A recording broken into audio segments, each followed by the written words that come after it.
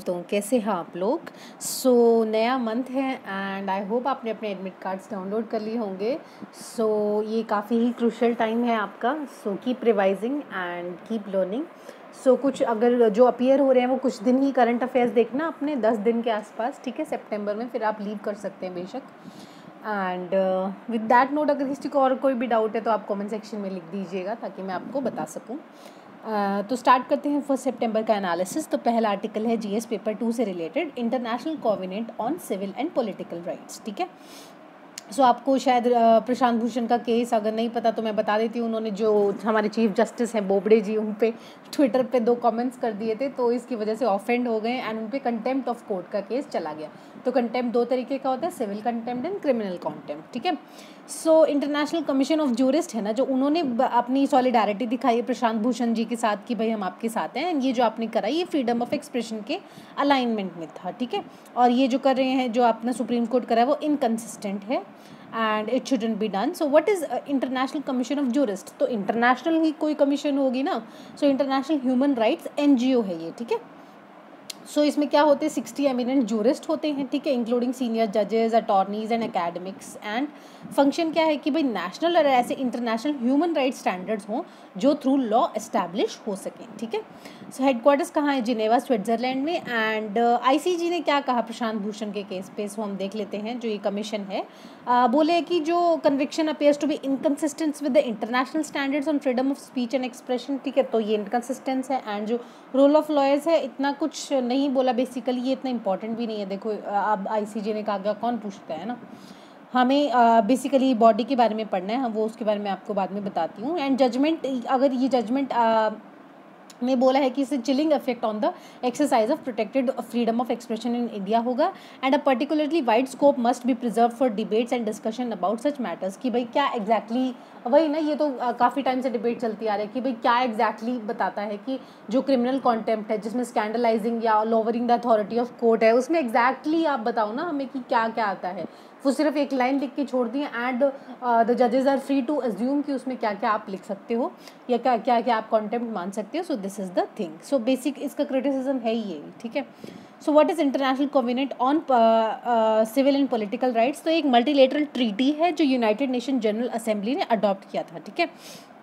तो United Nation General assembly आपको पता होना चाहिए कि कोई भी चीज़ ना एक रेजोल्यूशन के थ्रू अडॉप्ट करती है। तो ये भी आई थिंक 217 कुछ ऐसा रेजोल्यूशन है, 217, उसके तहत ये इसको अडॉप्ट किया गया है, ठीक है। तो उस टाइम पे क्या अडॉप्ट किया था उन्होंने? सबसे पहली चीज़ क्या अडॉप्ट की थी? International bill of human rights, ठीक है।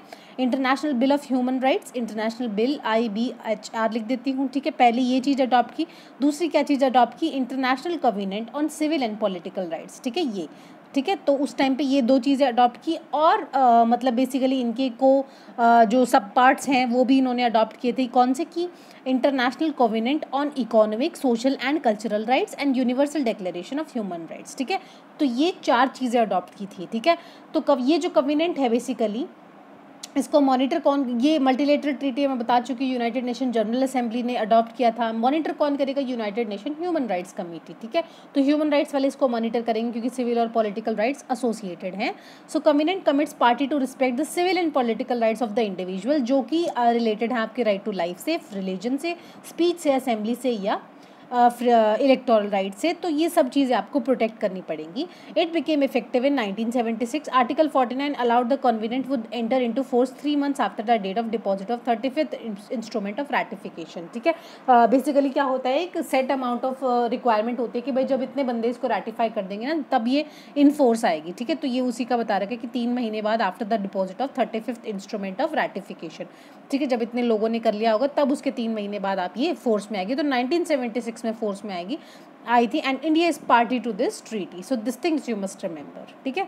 International covenant on civil and political rights. And ये थोड़ा आईसीजे के बारे में है, इसका थोड़ा देख लो कि भाई कौन पार्टी होते हैं, जुरिस्ट होते हैं इसमें। एंड इंटरनेशनल ह्यूमन राइट्स का एनजीओ है, जिनेवा, स्विट्जरलैंड में इसके हेडक्वार्टर्स हैं। Then is about NCRB report on accidental deaths या सुसाइड्स। तो रिपोर्ट किसने रिलीज की? एनसीआरबी ने, ठीक है। तो number of suicides and accidental deaths के बारे में बताता है एनसीआरबी। एंड उसने कहा है कि जो लास्ट ईयर है ठीक है। तो इसने 2019 का डेटा बताया है, तो 2018 के फिगर से थोड़ा सा सुसाइड रेट बढ़ा है। तो सुसाइड रेट पहले कितने थे, 1,34,516 और अभी 1,39,123। सो इसमें से ज़्यादा मेल सुसाइड्स किए गए हैं एंड मोस्टली कौन थे, डेली वेज अर्नर्स, और because obviously they have very much of pressure कि उनको पैसे कमाने हैं, घर पे लोगों को फीड करना है। एंड इसमें काफ़ी सारी फीमेल्स भी थी, over half were the housewife, and there may be many reasons like domestic violence और the family pressure and an number of things. Most suicide by unemployed persons were in Kerala 14%. ठीक है, तो केरला में सबसे ज़्यादा suicide हुए, then Maharashtra, Tamil Nadu and Karnataka. तो जो अनएम्प्लॉयड पर्सनस हैं, तो आप थोड़ा ऐसे रिलेट कर सकते हो, केरला की पॉपुलेशन काफ़ी ऐसे पढ़ी लिखी सोफिस्टिकेटेड सी, अगर अनएम्प्लॉयड हो जाते हैं तो काफ़ी मतलब बर्डन वो झेल नहीं पाते, उस वजह से सुसाइड कर लिया होगा। ये सिर्फ लर्न करने के तरीके बता रही हूँ। Most suicides by those who were in business activities, क्योंकि बिजनेस का ज़्यादा प्रेशर होता है, क्योंकि बिजनेस में one time you have lots of money and अगर एक बार आपके पास पैसे नहीं होते तो काफ़ी प्रेशर आता है। तो महाराष्ट्र में काफ़ी सारे बिजनेस एक्टिविटीज़ होती हैं, तो इसलिए महाराष्ट्र में ज़्यादा सुसाइड्स हुए। सुसाइड रेट सिटीज़ में ज़्यादा है as compare to the all India average. And most cases of mass family suicides भी हुए, पूरी पूरी फैमिली ने सुसाइड कर दिया, Tamil Nadu, Andhra, Kerala and Punjab. So basically एक आपके दिमाग में आइडिया होना चाहिए, जैसे बिजनेस रिलेटेड मुंबई में ज़्यादा हुए, ठीक है, और अनएम्प्लॉयड रिलेटेड केरला में ज़्यादा हुए, मैन कितना सुसाइड किया, फीमेल कितना सुसाइड किया, तो ऐसे आप याद कर सकते हैं। रिपोर्ट ऑन एक्सीडेंटल डेथ, तो एक्सीडेंटल डेथ भी बढ़ी हैं, 2.3% बढ़ी हैं, ठीक है, लास्ट ईयर से। Most casualties were reported in 30 to 35 years of age group, ठीक है, फिर 18 to 30 age groups, and you can find that कि भाई ऑब्वियसली रैश ड्राइविंग या सिंपल थिंग से उनकी हो जाती होगी। Maharashtra reported the highest number of deaths, ठीक है, तो Maharashtra and amounted to 1/6 of the total figure. So total of 8,145 deaths were due to forces of nature, कि भाई एक्ट ऑफ गॉड, जो आजकल हमारी सरकार कह रही है, लाइटनिंग की वजह से, फ्लडिंग की वजह से या हीट स्ट्रोक की वजह से। मोस्ट डेथ वर लाइटनिंग, हमने देखा कि बिहार में काफ़ी ज़्यादा, हमने एक आर्टिकल भी कवर किया था जिसमें बिहार में काफ़ी सारी डेथ्स हुई थी due to lightning, and MP में भी ज़्यादा डेथ हुई हैं। And major causes were traffic accidents as well, जिसमें सडन डेंस, ड्राउनिंग, कोई डूब के मर गया, पॉइजनिंग, फॉल्स, एक्सीडेंटल फायर, तो ये भी इंक्लूडेड था। ये इतना ठीक ठाक ध्यान दे लो इस पर, ठीक है, तो कहीं अगर आपको कोट करना आ जाए। बाकी इंपॉर्टेंट क्या है, एनसीआरबी, तो ये कब बनी थी बॉडी, 1986 में, under ministry of home affairs, ठीक है, ताकि इन्फॉर्मेशन निकाली जा सके क्राइम एंड क्रिमिनल्स पे, ताकि जो इन्वेस्टिगेटर्स हैं उनको असिस्ट किया जा सके। जो नेशनल पुलिस कमीशन है, जो बिठाई गई थी 1977 से 81 में, उसकी recommendation and ministry of home affairs की टास्क फोर्स की रिकमेंडेशन पे इसको 1986 में एस्टैब्लिश किया गया था। तो ये एक एनुअल कॉम्प्रिहेंसिव स्टेटिस्टिक्स लेके आती है क्राइम की, जो कंट्री में हो रहे हैं, एंड ये 1953 से पब्लिश हो रही है, ठीक है। आई थिंक इसमें कोई करेक्शन होगी, ठीक है, क्यों 53 से तो ये आई नहीं थी ना, so I correct it and I tell you, ठीक है, ताकि जो लॉ एंड ऑर्डर सिचुएशन है बेसिकली तब से देखने के लिए, ठीक है, आपको आइडिया मिल गया ना कि भाई एमएचए की task force national police commission के तौर पे इसको 1986 में under ministry of home affairs बिठाया था, एंड स्टैटिस्टिक्स निकालती है क्राइम की, ठीक है, बात खत्म। And crime in India report इसका टाइटल है जो निकालती है।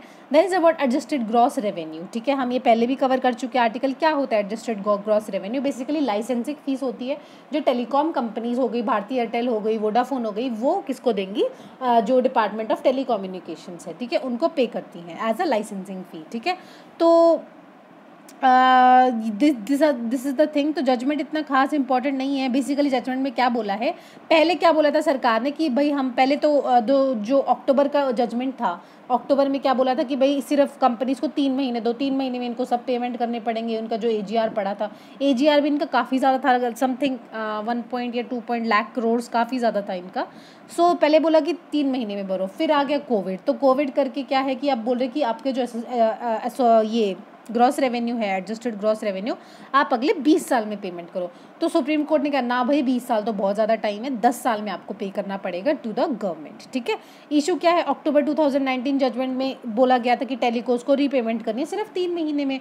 कोर्ट ने कंक्लूड कर दिया कि बहुत ज़्यादा फ़ायदा उठा लिया ये जो टेलीकॉम कंपनी है सेक्टर के, क्योंकि सेंटर ने लिबरलाइज कर दिया था, ठीक है, मोड ऑफ पेमेंट। एंड जो टेलीकॉम कंपनीज है उनका भी रास्ता खोल दिया था जब हमारे LPG रिफॉर्म्स आए, ठीक है, तो उनके लिए भी काफ़ी चीज़ें सरकार ने कन्वीनियंट करवाई। तो उसके लिए आपको एक फिर वन वे तो नहीं हो सकता ना कुछ भी। Later the government has propose court a 20-year formula कि चलो भाई सुप्रीम कोर्ट 20 साल कर लेते, पर सुप्रीम कोर्ट ने कहा ना 20 साल बहुत ज़्यादा है, ठीक है। एंड सो वही है कि 1.43 लाख करोड़ के आसपास है, इससे भी ज़्यादा है इनका ग्रॉस रेवेन्यू। सो ये है क्या, बेसिकली लाइसेंसिंग फीस है जो टेलीकॉम ऑपरेटर्स को देनी पड़ती है डिपार्टमेंट ऑफ टेलीकम्युनिकेशंस को, ठीक है। ये दो तरीके की होती है, एक तो स्पेक्ट्रम यूसेज चार्जेस, जो भी आप 4G 5G यूज़ कर रहे हो, ठीक है, उसके जो चार्जेस है वो आपको देने पड़ेंगे, प्लस लाइसेंसिंग फीस देनी पड़ेगी, ठीक है, जो फिर 3 to 5% और 8% रिस्पेक्टिवली है, ठीक है। एंड बेसिकली लाइसेंस दिया ना सरकार ने उनको, तो उसकी भी फीस देनी पड़ती है। तो डिपार्टमेंट ऑफ टेलीकम्युनिकेशन दो तरीके से इनका रिकॉर्ड करता है, बेसिकली कैलकुलेट करता है। एक तो टेलीकॉम बेस्ड जो इनकी अर्निंग्स होती हैं, ठीक है, और एक नॉन टेलीकॉम बेस्ड सर्विसेज, ठीक है। तो मान लो इसको टोटल 50 रुपीज़ यहाँ से मिल रहे हैं, 50 रुपीज़ यहाँ से मिल रहे हैं। अब टेलीकॉम कंपनीज क्या कहते हैं कि ना, अगर मान लो इसका 10% है, ठीक है, 10% है इसका जो भी इन्होंने सेट किया है रेट, तो वो कहते कि भाई आपको हमारी टेलीकॉम वाली चीज़ से मतलब है ना, हम नॉन टेलीकॉम में कुछ भी करें, हम अपने एसेट बेचें, हम किसी कंपनी को ओवरटेक करें, हम कुछ भी करें, आप सिर्फ टेलीकॉम से आप रिलेट हो तो हम आपको सिर्फ 5 रुपीज़ देंगे।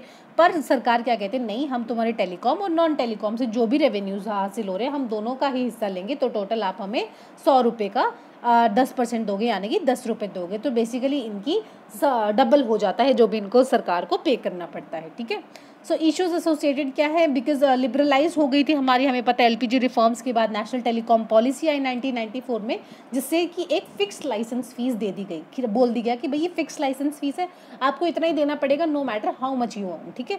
फिर सरकार को लगा ना भाई ये तो बहुत फ़ायदा उठा रहे हैं, फिर उन्होंने कहा कि नहीं, हम रेवेन्यू शेयरिंग मॉडल करेंगे, जितना आपको रेवेन्यू होगा ना उसके बेसिस पे हम आपको बताएंगे कि आपको इतना % रेवेन्यू का हमसे शेयर करना है, ठीक है। Under this, mobile telephone operator were required to share a percentage of their AGR with the government as annual license fee and spectrum usage charges। तो दो तरीके से शेयर होती है, annual licence fee and spectrum usage charges, जो इनका associated gross revenue बनाता है, ठीक है। And dispute between DOT and mobile operators was mainly on the definition. मैं बता चुकी हूँ, वो कहते हैं कि telecom and non telecom services, सरकार कहते हैं दोनों को हम काउंट करेंगे। And companies claim that AGR should comprise just revenue from core services and not dividend, interest income, जो भी ये इन्वेस्टमेंट करते हैं फिक्स्ड एसेट्स वगैरह, या किसी कंपनी को ओवरटेक कर रहे हैं, बेच रहे हैं, जो भी XYZ चीज़ कर रहे हैं, उसको आपको नहीं कंसर्न होना चाहिए हमारे नॉन टेलीकॉम रेवेन्यू से। सो this is the definition of AGR पे ही लड़ाई है ये। देन इज अबाउट कतरी लेबर लॉ रिफॉर्म्स। तो बेसिकली बात क्या है कि जो कतर में था एक कफाला सिस्टम था, ठीक है, उसको अबॉलिश कर दिया गया। तो ये बहुत अच्छी चीज़ है, मैं आपको बताती हूँ एग्जैक्टली हुआ क्या।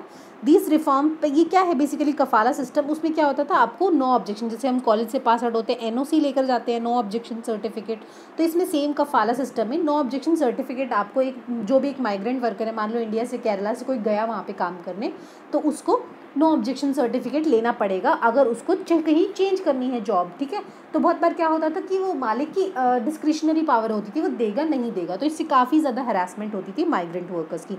एंड वहाँ पे उनकी इंडिजिनस पॉपुलेशन से ज़्यादा तो वहाँ माइग्रेंट पॉपुलेशन है जो गल्फ कंट्रीज है। So this was a bone of contention between these two.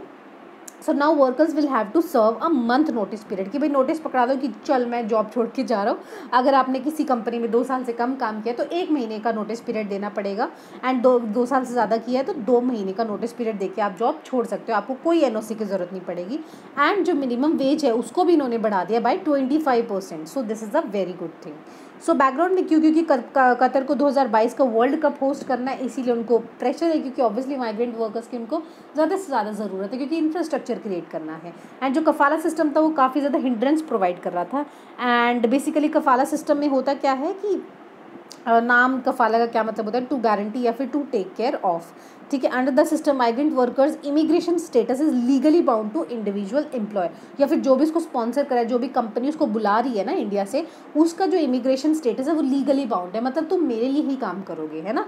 So during the contract period and migrant worker can not enter the country, country में भी नहीं एंटर कर सकते भाई, उसके पास स्पॉन्सर का सर्टिफिकेट होना चाहिए। एंड ट्रांसफ़र भी नहीं कर सकते एम्प्लॉयमेंट, अगर आपको मान लो जाने के बाद पता चले अरे भाई ये तो घपला करके मुझे बुला लिया, ना ही आप ट्रांसफ़र कर सकते, nor you can leave the country for any reason without first obtaining explicit return permission from the kafeel, ठीक है।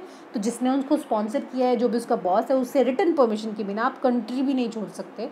So the norms were very strict. So start कब हुआ था, जब मिडल ईस्ट कंट्री को पता चला कि भाई ओ भाई हमारे यहाँ तो बहुत सारा तेल है, तो तब से ये कफाला सिस्टम स्टार्ट हुआ, ठीक है। तो जो गल्फ कोऑपरेशन काउंसिल है, जो उसके मेंबर्स है Bahrain, Kuwait, Oman, Saudi, UAE, and also Arab state of Jordan and Lebanon. तब से ये वहाँ पे प्रैक्टिस हो रहा है क्योंकि काफ़ी ज़्यादा से ज़्यादा इनको माइग्रेंट वर्कर्स बुलाने पड़ रहे थे दूसरी कंट्री से ताकि ये अपना सिस्टम चला सके। सो इसीलिए कफाला सिस्टम उन्होंने इंट्रोड्यूस किया। सो कंसर्न्स क्या एसोसिएटेड थे, सबसे पहले ह्यूमन राइट्स वाले उठ के खड़े हो जाएंगे कि भाई ये तो साफ साफ एक्सप्लॉयटेशन है कि भाई बंदा अपनी मर्जी से कंट्री भी नहीं छोड़ सकता, फोर्स्ड लेबर करा रहे हो आप, ये तो मॉडर्न डे स्लेवरी के बराबर है। एंड इसमें क्या होता था, some migrant workers end up absconding from their employers to seek refuge elsewhere, खुद की ही किडनैपिंग करवा लेते थे। ठीक है, तो गल्फ स्टेट्स में एब्सकॉन्डिंग एक क्राइम है जिसकी आपको इनडेफिनेट डिटेंशन, मतलब आप आजीवन उम्र कैद हो सकती हैं, डिपोर्टेशन भी आपको हो सकती है। तो ये तरीके की चीज़ें भी माइग्रेंट वर्कर्स को झेलनी पड़ती थी। एंड अगर कंप्लेन कर लो तो फिर स्पॉन्सर से कॉन्फ्लिक्ट में आ जाएगा, फिर वो उनको एनओसी नहीं देगा एंड उनका वीज़ा कैंसिल करा देगा और डिपोर्ट करा देगा। Kafala directly contradicts the labour law, basically क्या है, लेबर लॉज को कॉन्ट्राडिक्ट करता है। एंड जो कतर है उसने लेबर लॉज को रिलैक्स कर दिया है ना। और कतर का आपको ये ध्यान रखना चाहिए वो लैंडलॉक कंट्री नहीं है। ठीक है, ये जो लैंड बॉर्डर है ना वो केवल एक कंट्री के साथ शेयर करती है जो है सऊदी। ठीक है, it restrict labour mobility as well क्योंकि लेबर लॉ के साथ कॉन्ट्राडिक्ट करता है। So this is the thing about the new ये जो कफाला सिस्टम अबॉलिश किया है। Then is about India's index products in the life insurance segment. तो IRDAI ने एक वर्किंग ग्रुप बिठाया है बेसिकली। ठीक है, सो जो लाइफ इंश्योरेंस है, जो LIC वगैरह है, वो अप्रोच किया है IRDAI को कि भाई हमें इंडेक्स लिंक्ड प्रोडक्ट्स को बेसिकली वो करने दो, सेल करने दो। तो इंडेक्स लिंक्ड प्रोडक्ट्स होते क्या हैं? ठीक है, तो इंडेक्स लिंक्ड प्रोडक्ट्स होते हैं इंश्योरेंस प्रोडक्ट जिनके returns are related to benchmark indices. तो बेंचमार्क इंडाइसेस क्या होते हैं? जैसे कि हमारा सेंसेक्स होता है। ठीक है, सेंसेक्स और निफ्टी मैंने आपको बहुत बार पढ़ाया हुआ है, तो आप मुझे कमेंट सेक्शन में बताएंगे। तो ये क्या होता है, जो इंडेक्स लिंक्ड इंश्योरेंस प्रोडक्ट्स होते हैं ना, वो बेचे ही इस प्रकार पे जाते हैं कि भाई जब आपके रिटर्न ही रिटर्न किसके बेसिस पे होंगे, जिस हिसाब से हमारा निफ्टी या सेंसेक्स काम कर रहा है। अगर निफ्टी सेंसेक्स गिर गया तो आपको रिटर्न भी कम मिलेगा, और अगर वो अच्छा काम करे तो आपको वो ज़्यादा मिलेगा। इससे क्या होता है, या तो आप बेसिकली निफ्टी एंड सेंसेक्स ज़रूरी नहीं, गवर्नमेंट बॉन्ड से भी रिलेटेड होता है कि गवर्नमेंट बॉन्ड्स अच्छे काम करें तो आपको रिटर्न अच्छा मिलेगा। तो ये उससे भी काम करता है। इससे क्या होता है, पॉलिसी होल्डर को एक गारंटीड वैल्यू मिलती है एंड थोड़ा कॉन्फिडेंस आता है, चलो यार सरकारी चीज़ है, कितनी गिर जाएगी, कभी गिर जाएगी निफ्टी, कभी तो कभी उठ ही जाना है ना उसने।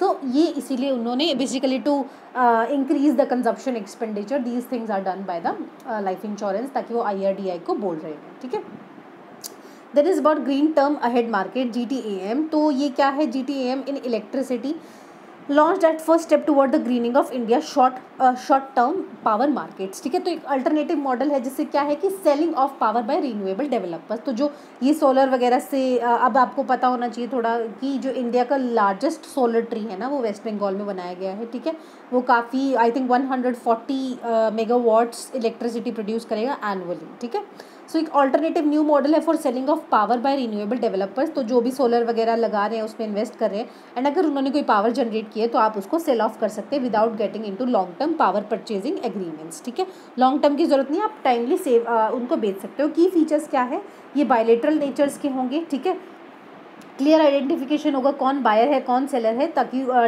उसमें कोई दिक्कत ना हो in the renewable purchase obligations. ठीक है, जो भी कॉन्ट्रैक्ट वगैरह उसमें दिक्कत ना हो।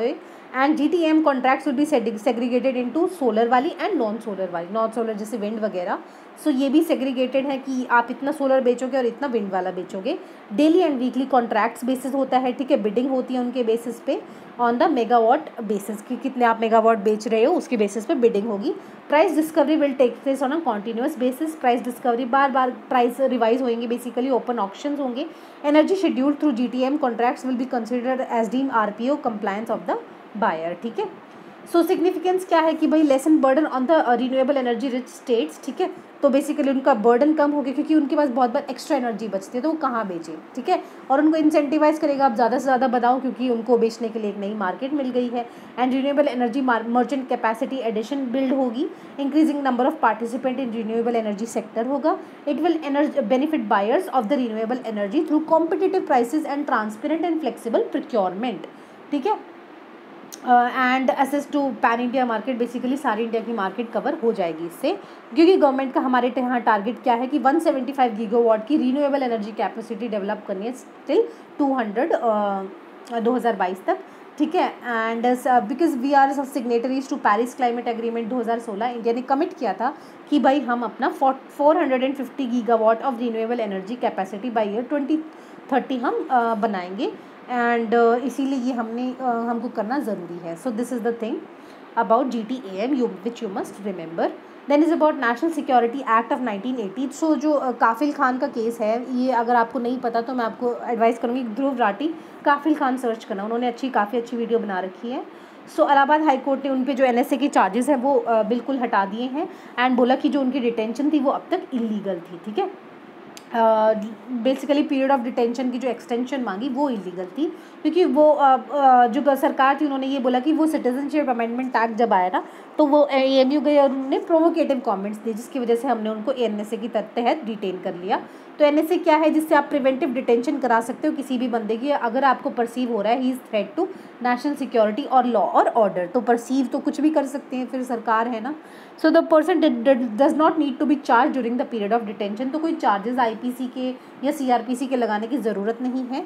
ठीक है, इट वॉज प्रॉमल कब आया था भाई, इंदिरा गांधी की सरकार थी 1980 में, तब आया था। As per the NSA ground क्या है भाई, ठीक है, आप ऐसे मैनर में एक्ट कर रहे हो जो डिफेंस ऑफ द इंडिया के लिए प्रेजुडिशियल है। मान लो कोई टेररिस्ट ऑर्गेनाइजेशन है, उसके लिए काम कर रहे हो, ठीक है, तो अब प्रेजुडिशियल हो आप डिफेंस के लिए and relations with foreign power या सिक्योरिटी के लिए। Regulating the continued presence of any foreigners, ठीक है, या फिर उनकी अरेंजमेंट करा रहे हो, कोई टेररिस्ट है उसकी आप देख रेख कर रहे हो, उसकी अरेंजमेंट करा रहे हो या फिर उसको सेफ पैसेज प्रोवाइड कर रहे हो। And preventing them from acting in manner prejudicial to security of state, और एक्टिंग मतलब किसी ऐसे बंदे को डिटेन हमने इसलिए किया है क्योंकि आप वो जो स्टेट सिक्योरिटी है उसकी अगेंस्ट एक्ट करेगा या फिर पब्लिक ऑर्डर के अगेंस्ट एक्ट करेगा या maintenance of supplies and services essential है उनको डिसरप्ट कराएगा। तो ये कंडीशंस बहुत इंपॉर्टेंट है जिसके तहत NSA लगता है। ठीक है, so under the NSA individuals can be detained up to 12 months and तो क्या होता है, इनिशियली 12 दिन का ऑर्डर होता है। ठीक है, मतलब 12 दिन के अंदर आपने कोई बंदे को डिटेन किया तो 12 दिन के अंदर आपको स्टेट गवर्नमेंट का अप्रूवल लेके आना पड़ता है कि भाई हमने ऐसे ऐसे डिटेन किया है। तो स्टेट गवर्नमेंट को इंटीमेट करना पड़ता है कि हमने इस बंदे को NSA के तहत डिटेन किया है। एंड पर्सन को 10 दिन तक तो आप बिना बताए ही रख सकते हो कि आपके ऊपर क्या चार्ज है, 10 दिन के बाद आपको बताना पड़ता है। और डिटेन पर्सन अपील कर सकता है हाई कोर्ट के पास, पर उसको कोई भी लॉयर नहीं मिलता during the trial. So this is the thing. So history क्या है इसकी, जब बंगाल रेगुलेशन 3 of 1818 आया तो उसने गवर्नमेंट को एम्पावर किया कि आप किसी को भी अरेस्ट कर सकते हो फॉर डिफेंस और मेंटेनेंस ऑफ पब्लिक ऑर्डर। अगर कोई बंदा ऐसे डिसरप्ट कर रहा है विदाउट गिविंग मतलब कि जुडिशियल प्रोसीडिंग्स का भी उसको फेवर है जो वो भी आप हटा सकते हो। सो इसकी जो एम्पावरमेंट में latest century letter Rowlatt act आया था जिसने किसी भी बंदे को अरेस्ट कर लिया गया, इवन ही सस्पेक्ट को भी आप डिटेन कर सकते हो विदाउट अ ट्रायल। सो अब क्या होता है, इसमें एडवाइजरी बोर्ड बिठाना पड़ता है। सो सेंट्रल और स्टेट गवर्नमेंट है जब ज़रूरत पड़ती है एडवाइजरी बोर्ड बिठाएंगे for the purpose of this act. इस बोर्ड में कौन होगा, जजेस होंगे, जजेस ऑफ हाई कोर्ट एंड या जो भी सरकार सोचे कि अप्रोप्रिएट है। तो ये क्या होता है, ये एडवाइजरी बोर्ड देखेगी कि जो भी NSA के तहत पर्सन डिटेन्ड हुए क्या वो जायज़ था, है ना। तो सरकार इनको अपॉइंट करती है। And in case of union territory कौन होता है, हु इज़ अ जज of high court of the state जो भी UT से लिंक्ड है and previous approval of the state government concern. तो रेफरेंस क्या होता है कि within 3 weeks of the date of detention of a person placed, उसको जो भी उसका केस है एडवाइजरी बोर्ड के आगे रखा जाता है एंड द ग्राउंड जिसके तहत उसको डिटेन किया गया है उसको वो बेसिकली बताना पड़ता है कि ये क्लियर है या नहीं क्लियर है, उनको ठीक लगता है नहीं लगता है। तो कंसर्न एसोसिएटेड क्या है भाई, in the normal course person को क्या राइट्स मिलता है अगर वो अरेस्ट हो जाता है। राइट टू बी इन्फॉर्म्ड, किस वजह से मैं अरेस्ट हुआ हूँ, राइट टू बेल होता है एंड 24 घंटे में आपको जुडिशियल मजिस्ट्रेट के पास पहुंचना होता है, ये भी होता है। And person can not be denied right to consult, जो भी लीगल प्रैक्टिशनर होता है वो भी मिलता है। तो ये सारे NSA के तहत कर्ब हो जाते हैं क्योंकि पर्सन को आप डार्क रख सकते हो 10 दिनों तक, तो उसको बताना ही ज़रूरी नहीं है कि आपके ऊपर क्या चार्जेस हैं। एंड अगर विद होल्ड कर सकते हो, ये भी चीज़ विद होल्ड कर सकते हो अगर आपको लग रहा है पब्लिक सेफ्टी में ये दिक्कत आ सकती है। एंड एडवाइजरी बोर्ड होता तो है पर कौन इसको बनाता, कौन है, सरकार होती है। तो एडवाइजरी बोर्ड की भी बहुत बार recommendations are basically government motivated. So this is the thing about NSA। Then facts और प्रीलिम्स हमास के बारे में। ये पैलेस्टीनियन इस्लामिस्ट ग्रुप ऑर्गेनाइजेशन हम पढ़ चुके हैं. It seeks to replace Israel with Palestine state, and जो गाजा स्ट्रिप है बेसिकली उसको ये गवर्न करता है. Then is about Crete island. It is the largest and most populous of the Greek island. So this is the Crete island. So आपको ध्यान रखना चाहिए, bordered by Mediterranean sea on one side and Aegean sea on the other side. So most populous, it is the part of Greece, became the part of Greece in 1913. Aegean sea से separate है, Aegean from Libyan sea. So this is the thing. And यहाँ पे Ionian सी भी पड़ता है, यहाँ पे सी of मार्मरा भी होता है. सो ये थोड़े आप देख सकते हो मैप थोड़ा यूरोप का. सो this was it for today's discussion. I hope you like it and thank you so much for watching.